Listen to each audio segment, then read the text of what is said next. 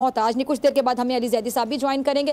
फारूक साहब, मैं आपकी तरफ आना चाहती हूँ। फारूक साहब, हुकूमत बड़ी खुश है और खुशी के साथ साथ इसे बहुत बड़ी कामयाबी समझती है, लेकिन IMF ने फारूक साहब साफ कह दिया है कि अब वादा खिलाफियाँ तो बर्दाश्त नहीं होंगी, यानी वादा खिलाफियाँ नहीं चलेंगी। लेकिन अब जो इलेक्शन है वो तो होने ही है, कितने लेट हो जाएंगे लेकिन होने तो है ना, ताखीर से भी हो जाए, वोट भी लेने हैं और अवामी नुमाइंदों ने अवाम के पास ही जाना होता है वोट लेने के लिए। तो IMF से जो यारी है वो ज़्यादा देर तक चलती नज़र आ रही है आपको? देखिए, हक़ाइक़ कुछ ऐसे हैं कि पिछले 75 साल की जो तारीख है उसमें जो माशी गलतियां हैं उनके नतीजे में आज हमारी मईशत यहाँ खड़ी है, जिसका जिक्र आपने कुछ अपने इब्तदाई में किया।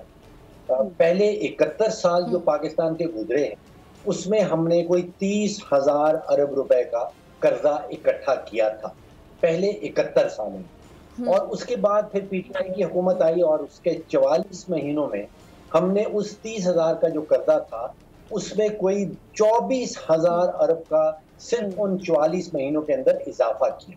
तो आज हम बैठे हैं कहीं 63,000 अरब का कर्जा ले। अब इस दहाने पे जहाँ पे मईशत खड़ी है हमारे पास अच्छी चॉइसेस कोई भी नहीं।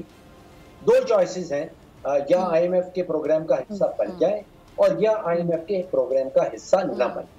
अगर हम IMF का प्रोग्राम का हिस्सा नहीं बनते तो फिर जो है हम डिफॉल्ट की तरफ जा रहे हैं और डिफॉल्ट के नतीजे में वही होगा जो श्रीलंका में हुआ। उसके नतीजे में अद्वियात का, दालों की कमी, पेट्रोल डीजल की कमी, इनकी कीमतें आसमान से बातें करेंगी। तो डिफॉल्ट और महंगाई अगर हम IMF का हिस्सा नहीं बनते। अगर हम IMF का हिस्सा बन गए, जैसे कि MEFP का आज बताया गया कि वो शेयर कर लिया गया है वजारत खजाना की टीम से, इसके नतीजे में डिफॉल्ट का खतरा जो है वो खत्म हो जाता है। जो महंगाई की शरह है जो अभी हुकूमत हमें बता रही है कि 25, 26, 27% की है, वो मेरे तखमीने के मुताबिक लगभग 10 या 15% महंगाई का बोझ उसमें मजीद इजाफा हो जाए तो हम पहुंच जाएंगे कहीं 30-35% की महंगाई की शरह की। तो ये एक्सपेक्ट करना, इसकी तवक्को रखना कि 75 सालों की गलतियों के बाद हमारी जो है मईशत को संभाल लेना बड़ा आसान काम होगा या IMF को ठुकरा देना आसान काम होगा।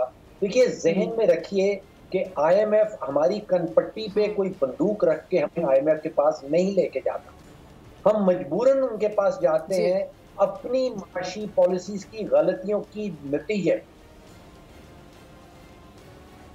ठीक है, अच्छा डॉक्टर साहब, अगर आप मुझे सुन पा रहे हैं, ये जो IMF है, अब एक ज़हन में सवाल आता है, मुझे इसका जवाब भी पता है लेकिन फिर भी मेरा दिल चाह रहा है मैं पूछ लूँ। अवाम जो देख रही होती है उनके जज्बात, इनकी नुमाइंदगी करती हूँ मैं अपने प्रोग्राम में, अवामी प्रोग्राम है ये।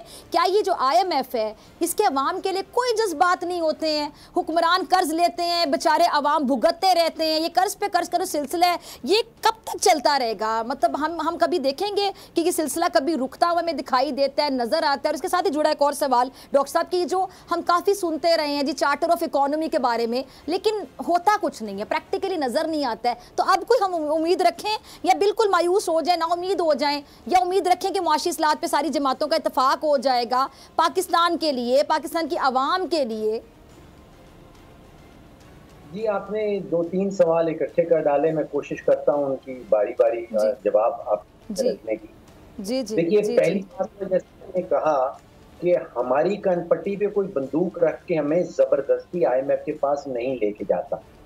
हम अपनी गलतियों के नतीजे में जो गलत पॉलिसी बनाई जाती हैं के नतीजे में हम उनके पास पहुंच जाते हैं। दूसरी बात यह है कि ये तवक्को रखना कि IMF को क्या पाकिस्तानी गरीब लोगों का एहसास है या नहीं है, ये तवक्को रखना ही गलत है। हमने ये तवक्को रखनी है अपने लीडरान, जो हमारे अपने फैसला साज शख्सियात हैं, वो उनसे तवक्को रखनी है, अपने सियासतदानों से तवक्को रखनी है, जिनको हम वोट दे के वजीर आज़म बनाते हैं, MNAs बनाते हैं, उनसे तवक्को रखनी है कि जो पाकिस्तान के गरीब हैं उनका किस तरह ख्याल रखना है। तो पहली बात तो ये है कि IMF से ये कतई तवक्को ना रखें, बल्कि ये आप किसी भी बैरूनी ताकत से ये तवक्को ना रखें कि वो पाकिस्तान की तरक्की चाहते हैं या पाकिस्तान के गरीबों की तरक्की चाहते हैं। ये काम हमने खुद करना, ये आग भी हमने खुद से लगा, इसके पीछे किसी किस्म की कोई साजिश भी नहीं है। और इस आग को बुझाना भी हमने खुद है। ये समझ लेना कि IMF आके इस आग को बुझाएगा और IMF पाकिस्तान के गरीबों का ख्याल रखेगा, ये तवक्को रखना गलत है। ठीक है, ठीक है।